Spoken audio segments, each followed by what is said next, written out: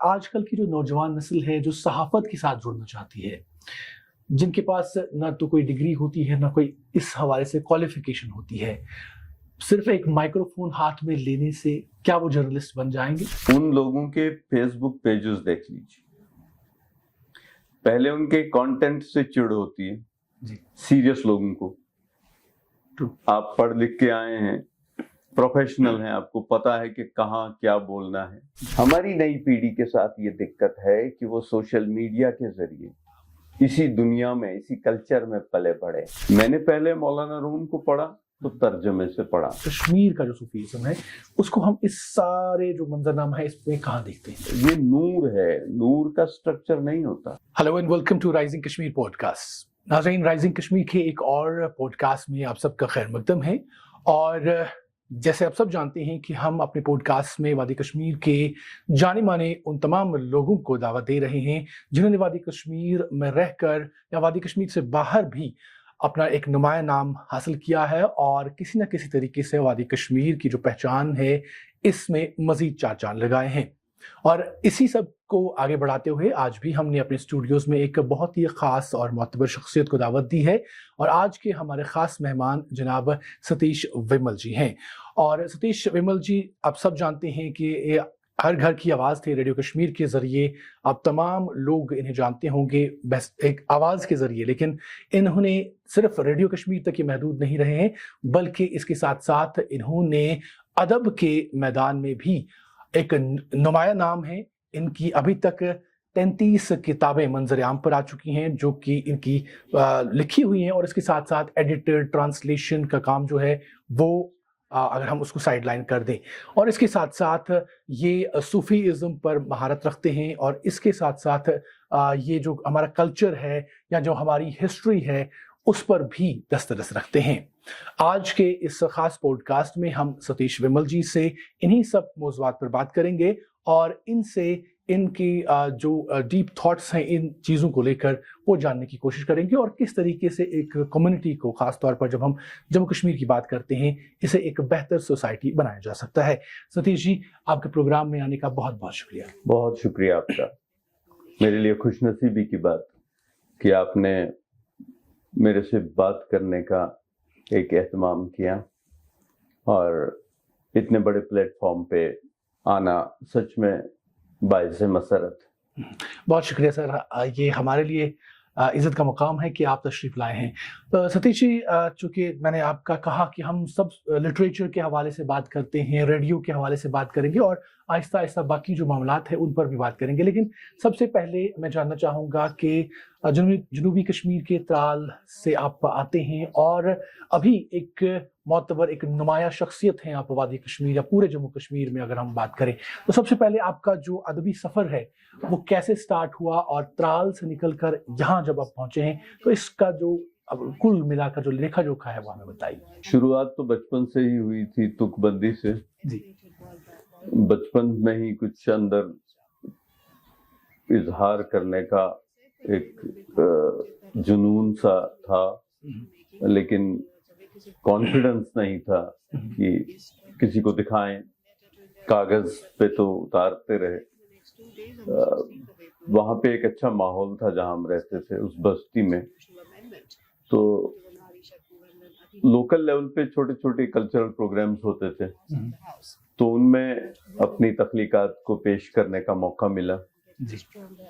تھوڑی سی پیٹنگ وہاں سے ملی جو کمیونٹی وہاں پہ تھی آس پاس. لیکن اسکول ڈیز میں ٹیچرز نے حوصلہ افزائی کی، اور اس کے بعد میں اسکول ڈیز سے ہی ریڈیو آنا شروع کیا تھا، اور دوردرشن بعد میں. ادبی پروگراموں میں شرکت کے لیے جب پہلا مسودہ میرا ریڈیو میں قبول ہوا تھا تو تب مجھے لگا تھا کہ یہ سیریسلی لیا جا سکتا ہے، کیونکہ تب کچھ بڑے ادبا کے ساتھ پروگرام میں پارٹیسپیشن کا موقع ملا تھا، پہلے ہی پروگرام میں.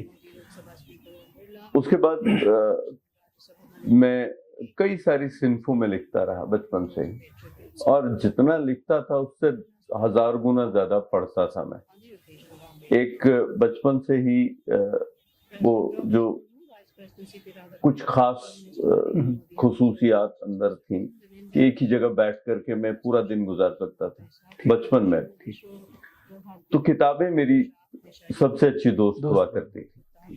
مجھے یاد ہے کہ میں ہائی اسکول سے پہلے ہی میں نے بین مذاہب اسٹڈیز شروع کر دی تھی. مذہبی کتب کا مطالعہ صرف ایک مذہب تک محدود نہیں.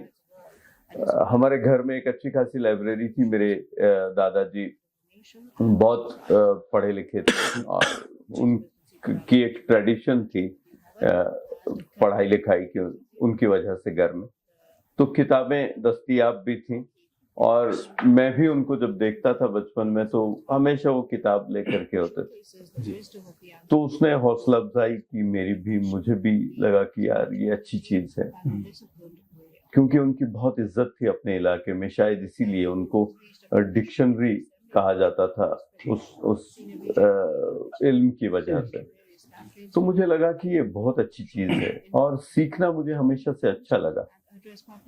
تو اس لیے بہت پڑھنے کے بعد مجھے یاد ہے کہ جو شروعاتی دنوں میں کچھ نظمیں لکھا کرتا تھا تو میں نے جب کچھ بڑے لوگوں کو وہ دکھائیں تو انہوں نے کہا کہ اس عمر کے یہ موضوعات ہی نہیں ہیں کیونکہ اس عمر کے تقاضے کچھ اور ہیں, آدمی کچھ اور سوچ رہا ہوتا ہے.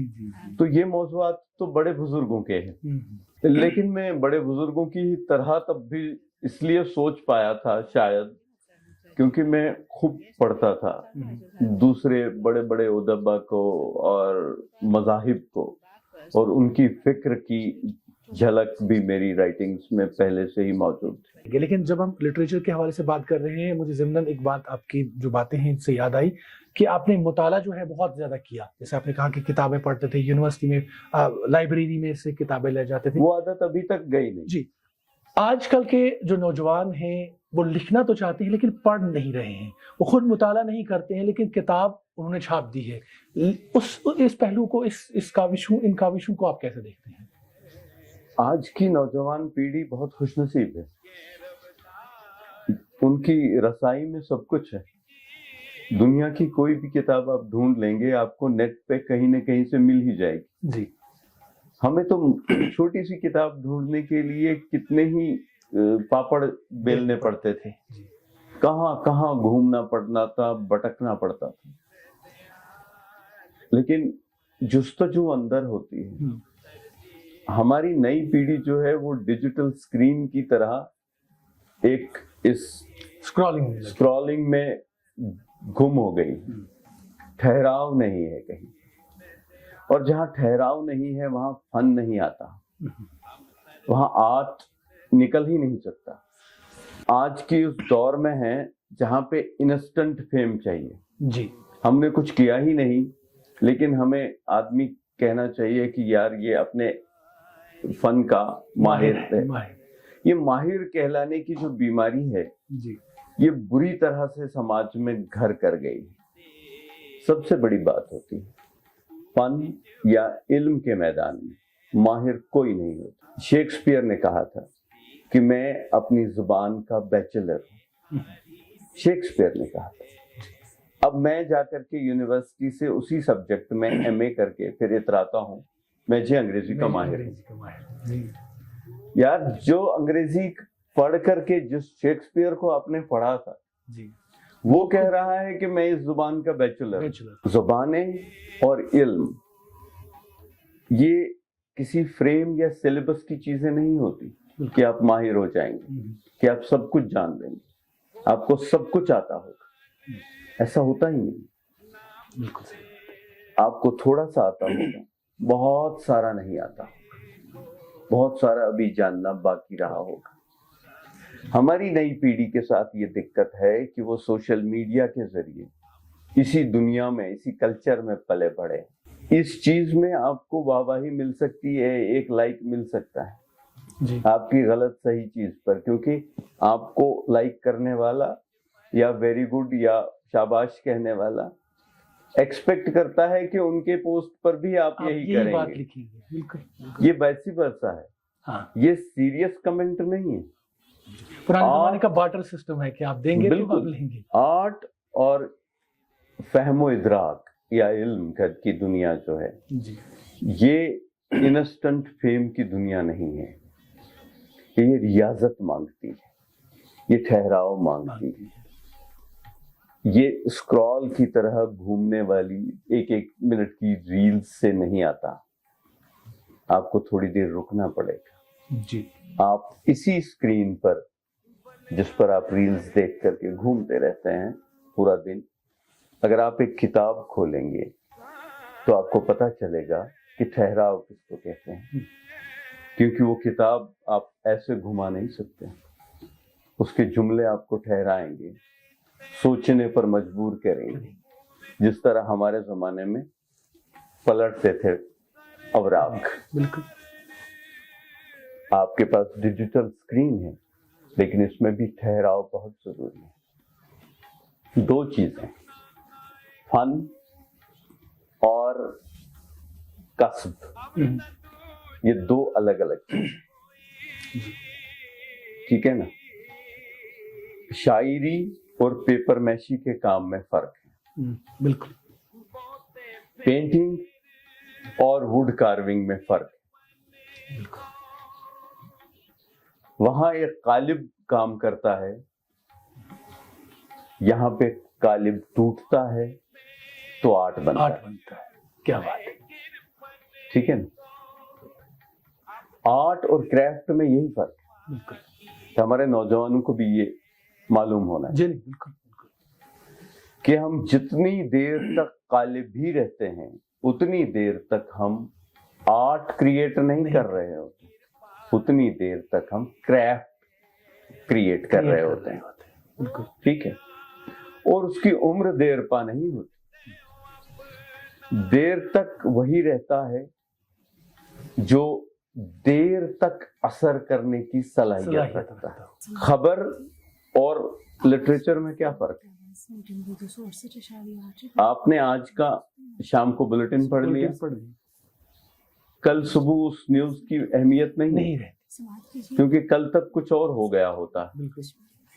لیکن ہومر نے کتنی صدیوں پہلے کیا لکھا تھا وہ آج بھی اتنا ہی ویلیبل ہے، وہ ہمیں آج بھی اتنا ہی لطف و انبساط دیتا ہے، آج بھی ہماری روح کو اتنا تر و تازہ کرتا ہے یا ہماری سوچ کو ایک نئی جلا بخشتا ہے۔ یہ لٹریچر کی ریاضت کی رزلٹ کی صورتحال ہے۔ سر آپ کیونکہ ٹرانسلیشن کے حوالے سے بھی بات ہوئی تھی تو مجھے بتائیے گا، لٹریچر میں جب ہم ایک دوسری زبان سے دوسری تہذیب کی جو چیزیں ہیں جب ہم ان کا ٹرانسلیشن کرتے ہیں اپنی زبانوں میں تو اس کا کتنا بڑا رول رہتا ہے، اور ساتھ ہی ساتھ یہ بھی بتائیے گا کہ آپ نے ابھی تک جو لٹریچر کے حوالے سے کام انجام دیا ہے وہ کیا کیا تھا؟ میں نے ترجمے بہت کیے ہیں کیونکہ میں پڑھتا رہا ہوں ساری دنیا میں جو اچھی چیزیں لٹریچر میں رہی ہیں جی، اور جو چیز مجھے اچھی لگتی رہی میں ان میں سے وہ چھوٹی چھوٹی چیزیں نکال کر کے ترجمے کرتا رہا، کیونکہ میری رسائی بھی ان چیزوں تک ترجمے کے ذریعے ہی ہوئی۔ جی، میں نے پہلے مولانا روم کو پڑھا تو ترجمے سے پڑھا، میں نے سنسکرت کے ٹیکسٹ کو پہلے پڑھا تو ترجمے سے پڑھا، میں نے عربی کے خلیل جبران کو پڑھا تو ترجمے سے پڑھا، میں نے لیو ٹالسٹوئے کو پڑھا تو ترجمے سے پڑھا، برنارڈ شاہ کو پڑھا تو ترجمے سے پڑھا۔ تو میرے پاس کچھ تراجم تھے، ان کو پڑھ کر کے میں جان سکا کہ دنیا کے مختلف حصوں میں کیا لکھا جا رہا ہے، کیسے محسوس کیا جاتا ہے، وہاں کی فہم و ادراک کی کیا صورتحال ہے۔ تو مجھے لگا کہ ترجمہ ایک پل ہے جی، جو دنیا کو جوڑتا ہے، صرف لسانی مملکتوں کو نہیں جوڑتا، یہ انسانی تہذیب کو جوڑتا ہے۔ تو 2-5 زبانوں میں بھی بکھرا پڑا تھا، تو پہلے تو ان کے بیچ میں نے تھوڑا تھوڑا یہاں سے وہاں بانٹنا شروع کر دیا جو مجھے خود اچھا لگتا تھا۔ کیونکہ جب آپ خود کسی چیز کو انجوائے کر رہے ہیں تبھی آپ وہ دوسروں سے شیئر کر کے اس کو بھی اس انجوائمنٹ کا حصہ بنا سکتے ہیں. پہلی اولین ضرورت یہ ہے کہ آپ پہلے مستفید ہو جائیں. بالکل. جیسے ایک شاعر یا ایک کہانی کار کچھ لکھتا ہے تو پہلے وہ اپنے اندر اس خیال کا جشن منانا شروع کر دیتا ہے. صحیح. اور اگر وہ اس میں کامیاب ہو گیا تو پھر وہ بانٹے گا, پھر دوسروں سے شیئر کرے گا. ترجمہ اب آپ دیکھیے ابھی بھی ہمارے یہاں جو بہت اچھی اچھی چیزیں لکھی گئی ہیں اس خطے میں, وہ ابھی بہت زیادہ تعداد میں باہر نہیں آئی. دنیا میں آج کل ہر چیز ترجمے کے ذریعے ایک دوسرے تک پہنچائی جاتی.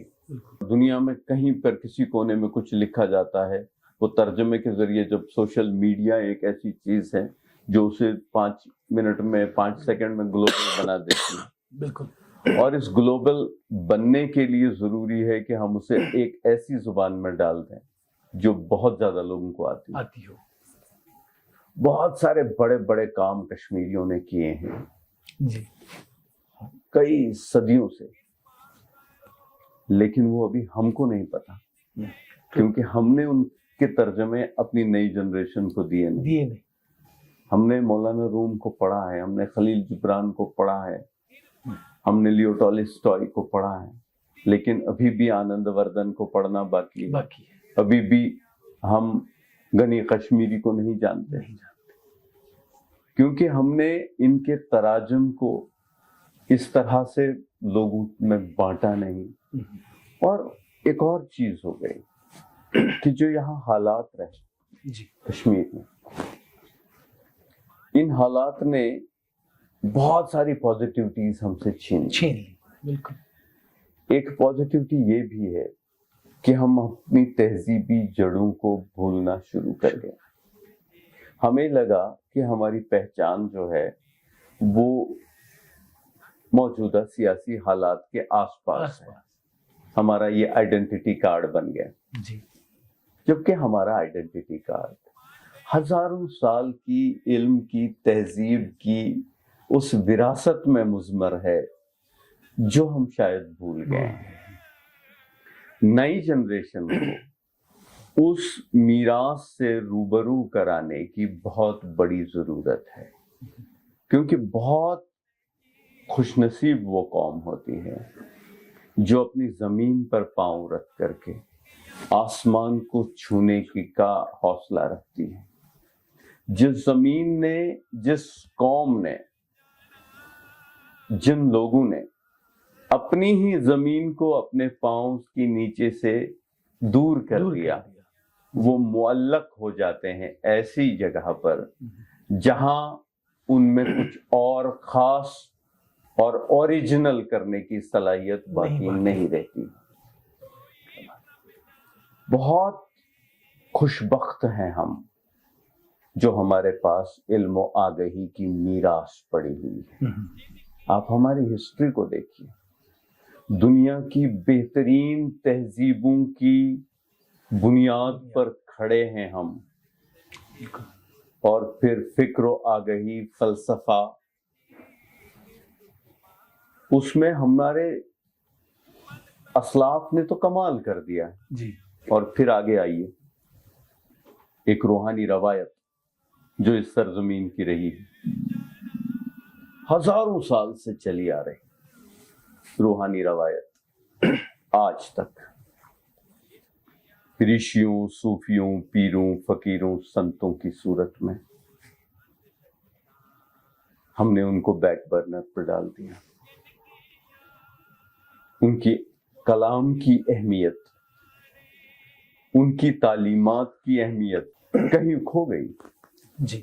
ہم اسے اس طرح سے نئی پیڑھی تک پہنچا نہیں سکے جیسے پہنچا سکتے تھے. آغاز میں جیسے مثلا میں نے کہا کہ صوفیزم کے حوالے سے بھی آپ نے بہت سارا کام کیا ہے, آپ نے بہت اس پر تحقیق کی ہے, آپ نے مقالے لکھے ہیں, اور بہت صوفی جو شاعر رہے ہیں, صوفی بزرگ رہے ہیں, ان کو آپ نے پڑھا ہے. تو یہ کب ہوا کہ آپ کے ذہن میں یہ بات آئی کہ آپ صوفیزم کی طرف آپ کا دماغ راغب ہوا, آپ خود راغب ہوئے, اور کن کن لوگوں کو آپ نے پڑھا, اور سب سے زیادہ کس صوفی بزرگ سے آپ متاثر ہوئے ہیں؟ میں نے پہلے کہا تھا کہ میں نے بین مذاہب کا مطالعہ شروع سے کرنا شروع کر دیا تھا, بچپن سے, مطلب اسکول ڈیز سے ہی, اور وہ بہت دیر تک کنٹینیو کرتا رہا. میں الگ الگ عقیدے ہیں پوری دنیا میں لوگوں کے, اور یہ الگ الگ عقیدے ہمیں الگ الگ خانوں میں بانٹتے ہیں. ایک چیز جوڑتی ہے ہمیں سب کو, ہندو, مسلمان, سکھ, عیسائی, جو, پارسی, پتہ نہیں کیا کیا, بودھ, ٹھیک جی, الگ الگ عقائد اپنے اپنے, اور ہر مذہب میں الگ الگ گروپ, کتنی ہی کھانا بٹائے, آپ کا خیال میرے سے نہیں ملتا, میرا تصور کسی اور سے نہیں ملتا, تو ہمارے بیچ کی دوریاں پیدا ہو جاتی. ایک چیز ہمیں جوڑتی ہے, وہ ہے اسپریچویلٹی. آپ کسی بھی مذہب کے اسپریچول تھاٹ کو لے لیجیے, آپ ریلیجس اسٹرکچر کو لیں گے تو وہ الگ الگ ہے, وہ ہمیں الگ الگ کر دیں گے. ٹھیک, آپ پھر اس کی روح تک جائیے, ہر مذہب کی روح تک جائیے. جی, جو اسپریچول شخص آپ کے سامنے کھڑا ہوگا اس کو اون کرنے میں کوئی دقت پیدا نہیں ہوگی. آپ کہیں گے یہ تو میری بات کر رہا ہے, یہی تو بات میں بھی کر رہا ہوں. وہ ہمیں روح سکھاتا ہے مذہب کا. جی, صوفی ہو, رشی ہو, سنت ہو, لاما ہو, گرو ہو, جی, وہ ہمیں مذاہب کے اندر کے پیغام کی روح سمجھا دیتا ہے, اور وہ روح ایک ہی. پھر ہم الگ الگ نہیں رہتے. اسی لیے فقیر کسی بھی مذہب کا ہو, اس کے دربار میں سارے مذاہب کے لوگ حاضری دیتے ہیں, کیونکہ وہاں کی تعلیم جو ہے وہ اسٹرکچرل فارمیٹ سے کی روح تک ہمیں لے جاتی.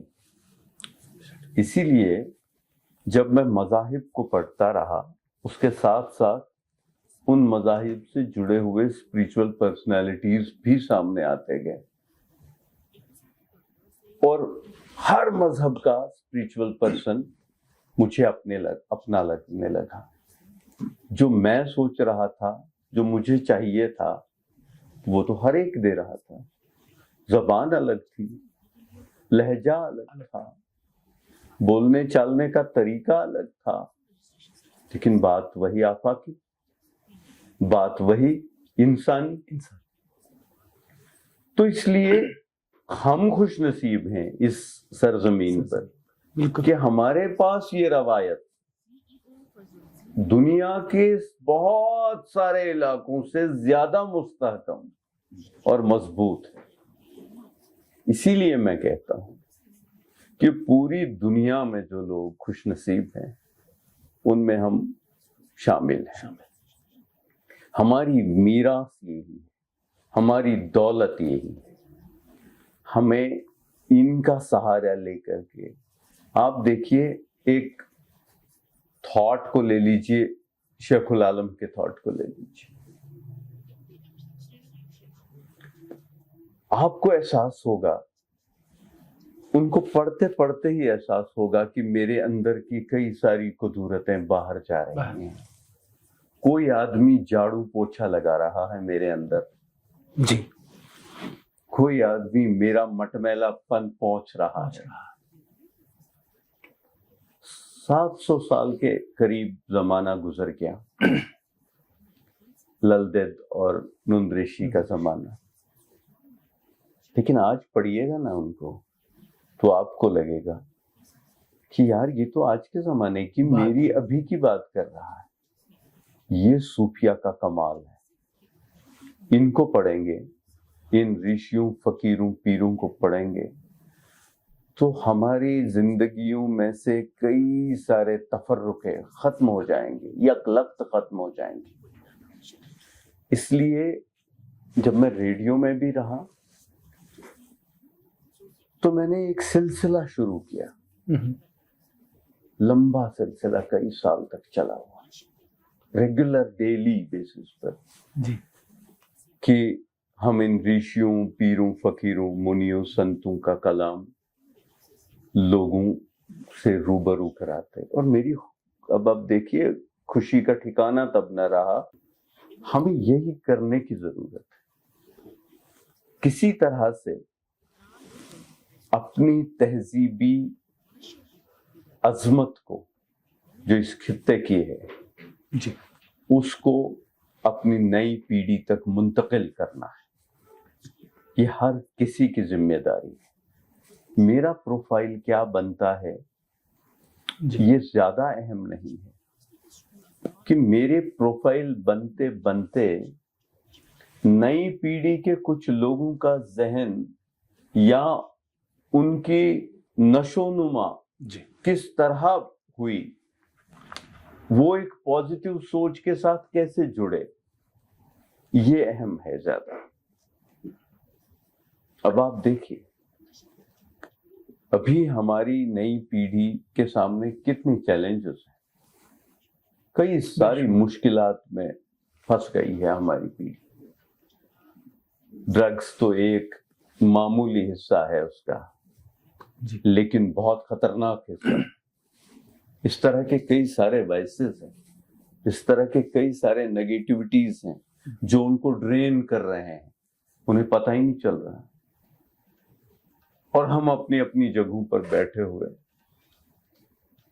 سوچ بھی نہیں رہے ہیں کہ پرماننٹ علاج کیا ہے.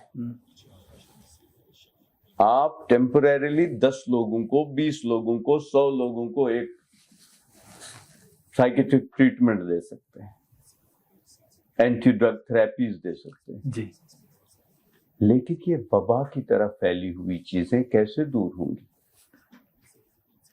اپنے نوجوانوں میں اپنے تہذیبی تاریخی عظمت کے جو بیج ہیں وہ ڈالنے پڑیں گے اس زمین. اپنے صوفیہ سے, اپنے سنتوں سے, اپنے پیروں فقیروں سے روبرو کرانا پڑے گا ان کو, تب جا کے ان کے آئینوں سے جمی ہوئی آئینوں پہ جمی ہوئی گرد پہنچی جائے گی.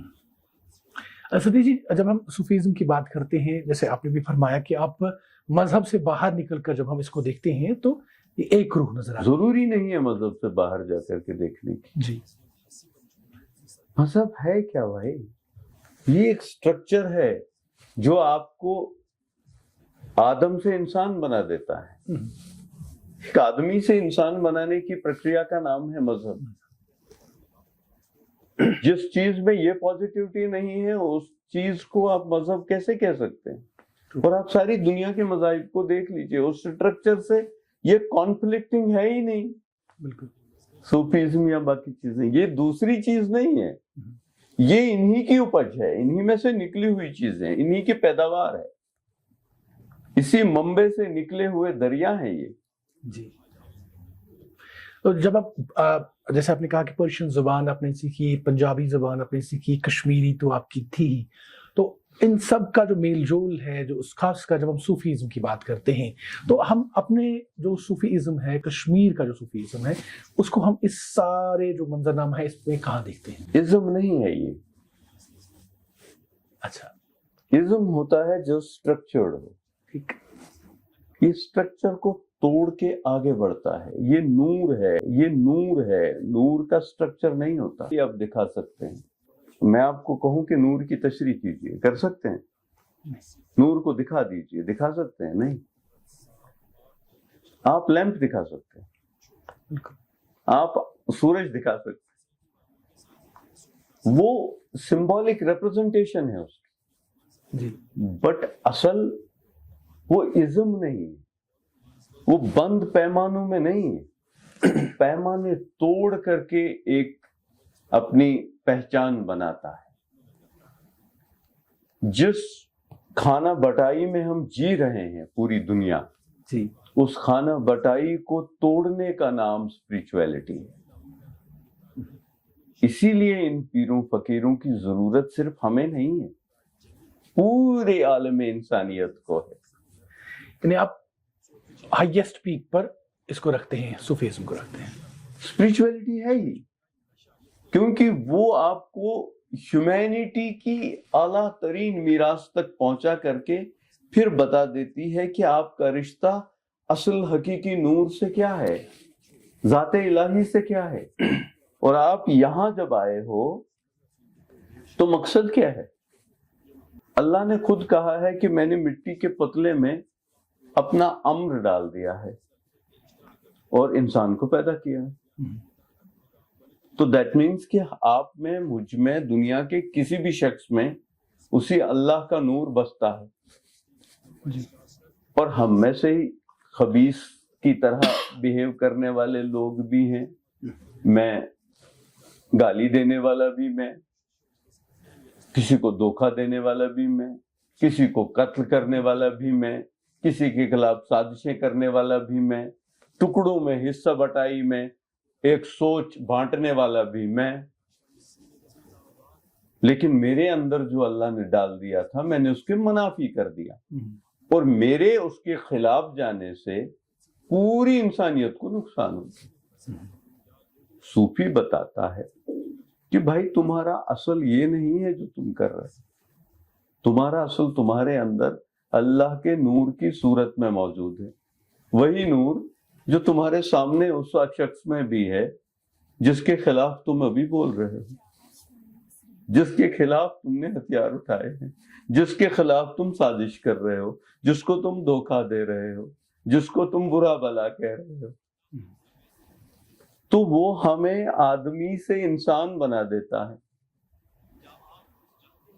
تو اسی لیے میں مانتا ہوں کہ صوفی، فقیر، سنت، بزرگ، یہ ہر جگہ، ہر پوری دنیا میں جہاں پر بھی موجود ہیں انسان، وہاں یہ ایلیمنٹس موجود ہیں. اور ہماری خوش نصیبی ہے کہ آج کی پیڑھی تک وہ روایت موجود ہے، ابھی بھی ختم نہیں ہے. اتنے انفلوئنسز کے باوجود وہ پازیٹیوٹیز ہمارے سماج میں بری بری ہیں. ان کو صرف ایک ایٹماسفیئر چاہیے، ایک کنڈیوسو ماحول چاہیے. اس کے لیے ہم میں سے جو بھی سوچنے والا بندہ ہے، جو بھی معاملات پہ دسترس رکھنے والا کسی بھی حد تک، ہمارے پاس مائکروفون ہے، ہم اسی سے بات کر سکتے ہیں. کسی پاس کوئی اور اختیار ہے وہ ویسے کرے. تو ہمیں اس پیغام کو عوام الناس تک پہنچانے کی بہت ضرورت ہے. سدیش جی، چونکہ ماڈرن طریقے سے جب چیزیں جو ہے آتی ہیں تو ان کو ماڈرنائزیشن میں جو ڈھل جاتی ہیں. صوفیزم کی جب ہم بات کرتے ہیں تو ہم دیکھ رہے ہیں کہ یہ بھی اب ماڈرنائزیشن کا شکار ہو رہی ہے. بہت ساری چیزیں ہیں جیسے میوزک ہے یا باقی چیزیں ہیں جس میں اب صوفیزم کو ماڈرن وے پیش کیا جاتا ہے. تو اس پہل کو آپ کیسے دیکھتے ہیں؟ ویز اینڈ مینس غلط نہیں ہوتی. سب سے بڑی بات ہے کہ ہمیں روح کو مجروح نہیں کرنا ہے. باقی جو ٹیکنالوجی ہے وہ تو ہمیں فائدہ ہی دے سکتی ہے. پہلے ہم بیٹھتے تھے، اخبار چھپتا تھا، وسیلے جو پہلے ہمارے پاس ہوتے تھے ہماری ہی زندگی کے کچھ سال پہلے تک. ابھی ہم بات کر رہے ہیں تو لاکھوں کروڑوں لوگ ساری دنیا میں دیکھیں گے. پہلے اخبار چھپتا تھا تو وہ وادی کے کچھ علاقوں تک جا سکتا تھا، کچھ 100 کاپیاں، کچھ 1000 کاپیاں. ابھی ایک بات جو ہم کر رہے ہیں یہ کروڑوں لوگوں تک جا سکتی ہے پوری دنیا میں. یہ ٹیکنالوجی کا کمال ہے. تو یہ قدغن لگانا بھی اچھا نہیں ہے کہ ہم کہیں کہ نہیں یہ کرنے سے ہماری روایات ختم ہو جاتی ہیں. زندگی آب رواں ہے، یہ بہتا ہوا دریا ہے. کل کی طرح آج بہیو نہیں کرے گا. لیکن جو کل پانی کا اس آب رواں کا روح تھی وہ آج بھی برقرار ہے. ہمیں روح کو مجروح نہیں کرنا ہے لیکن پانی کو بہنے دینا ہے. آپ اسے روک نہیں سکتے. روکیں گے تو وہ کسی تالاب کی صورت اختیار کر کے پھر ناقابل استعمال ہو جائے گا. صحیح بات. ٹھیک ہے نا. تو ضرورت ہے کہ ہم بہنے دیں اسے, نوجوان پیڑھی کو اس کے ساتھ کنیکٹ ہونے دیں, بھلے ہی وہ ٹیکنالوجی کے کئی ساری صورتوں کے ذریعے سے اس کے ساتھ جڑنا چاہتے ہوں, انہیں کرنے دیں, روح مجروح نہ ہو. ٹھیک. چونکہ صدیق جی صوفیزم کی جب بات کرتے ہیں تو یہ ایک وسیع ٹاپک ہے, ایک اس پر اگر مہینوں بات کریں تو کم ہوگا, لیکن ہمارا جو ہے وقت اجازت نہیں دیتا ہے کہ اس سے پر زیادہ بحث کی جائے. ہم چونکہ ریڈیو پر اب بات کرتے ہیں, بہت سارے جو ہمارے دیکھنے والے ہوں گے وہ شاید یہ سوچیں کہ ہم تیسری چوتھی اس پر پائیدان پر ریڈیو کی بات کیوں کر رہے ہیں, جبکہ لوگ آپ کو زیادہ ریڈیو کے حوالے سے جانتے ہیں. لیکن ہم انہیں یہ بتانا چاہتے ہیں کہ ریڈیو کے حوالے سے ستیش ومل جی کو سبھی جانتے ہیں, لیکن ریڈیو سے ہٹ کر ستیش ومل جی نے بہت سارا کام کیا ہے جو ابھی ان ایکسپلورڈ ہے, اتنی طریقے سے ایکسپلور شاید نہیں ہوا ہے, اور ہم چاہتے ہیں کہ ہمارے اس کوشش جو ادنا سی ہے اس میں وہ چیزیں جو ہے سامنے آ سکیں. اس لیے ہم نے لٹریچر اور صوفیزم یا باقی چیزیں جو ہے اس پر بات کی.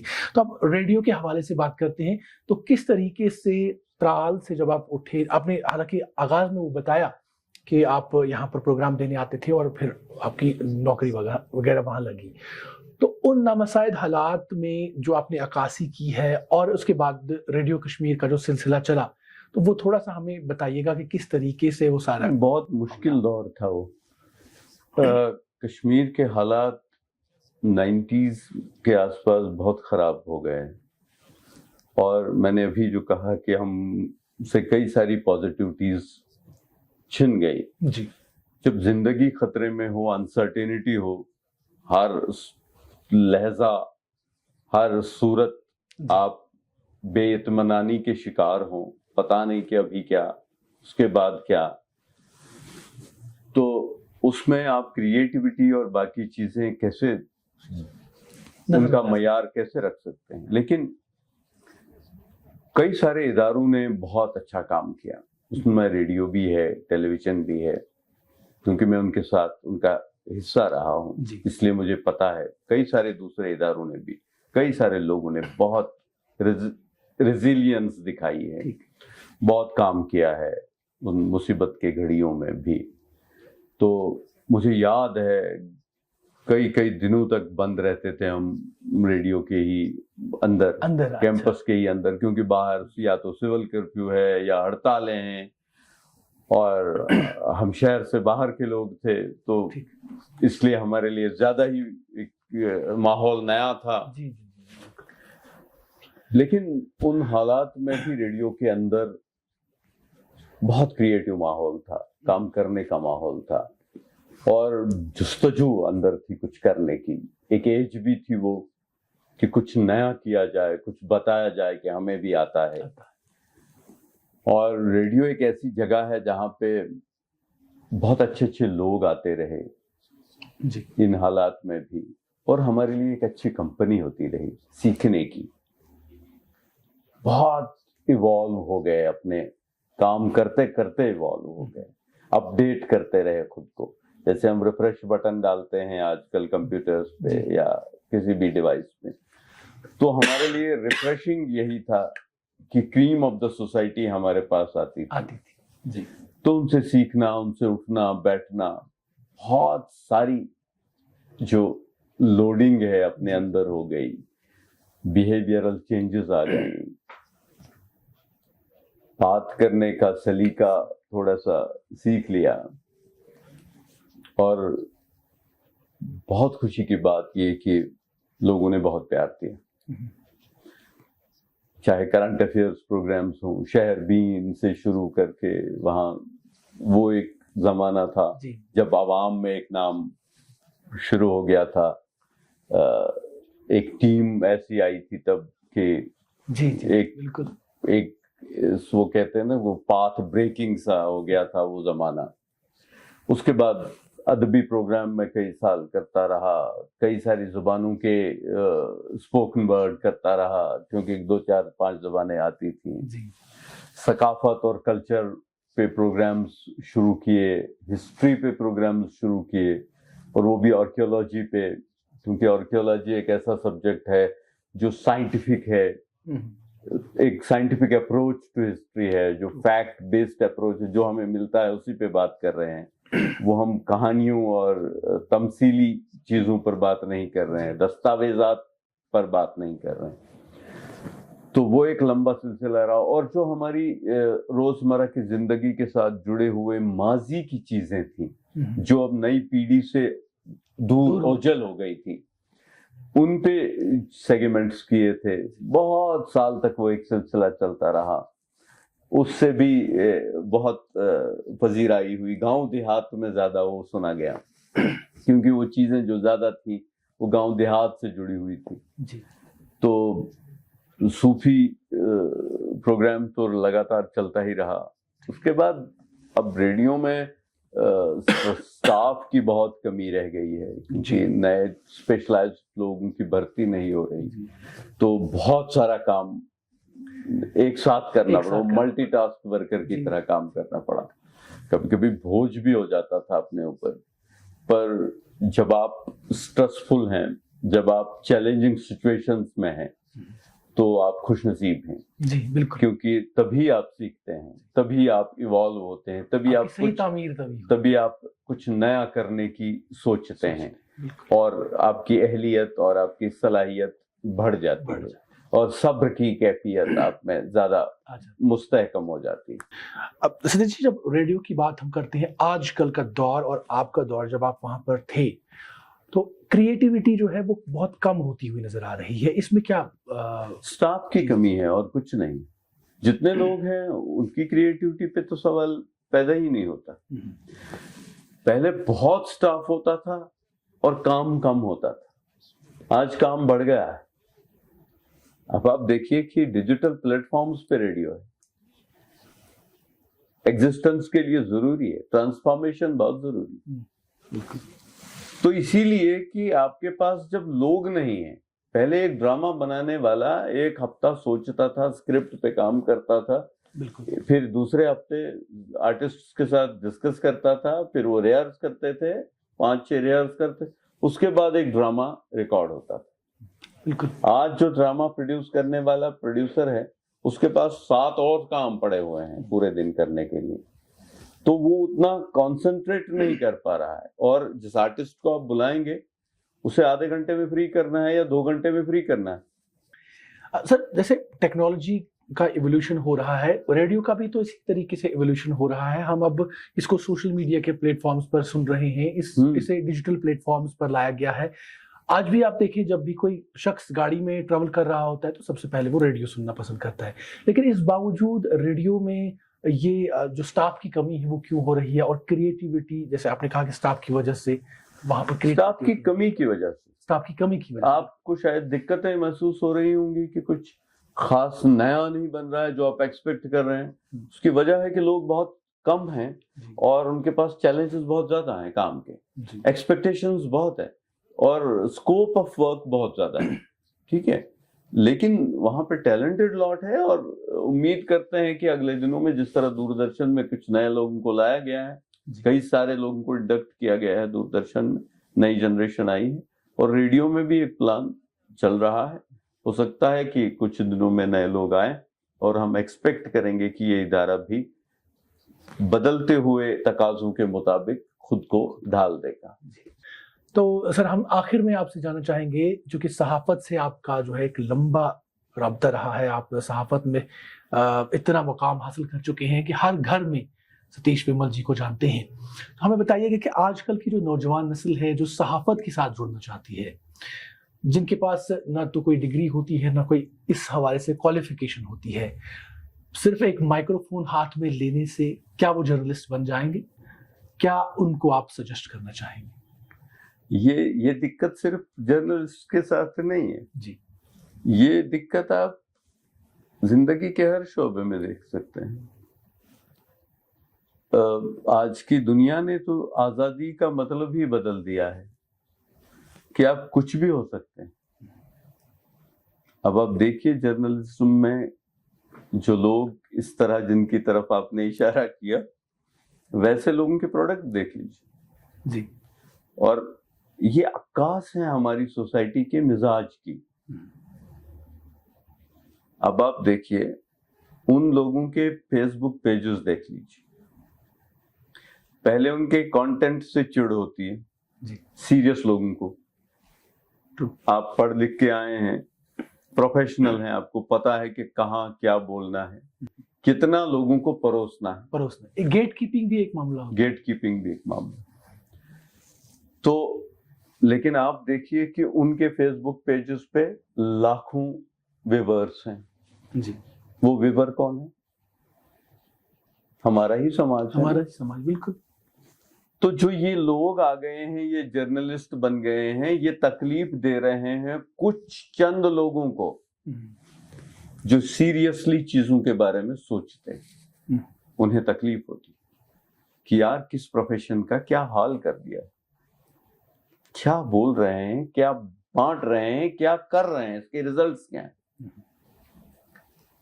لیکن عوام میں آپ دیکھیے کہ ہم نے شاید یہی مزاج پیدا کر دیا. بالکل.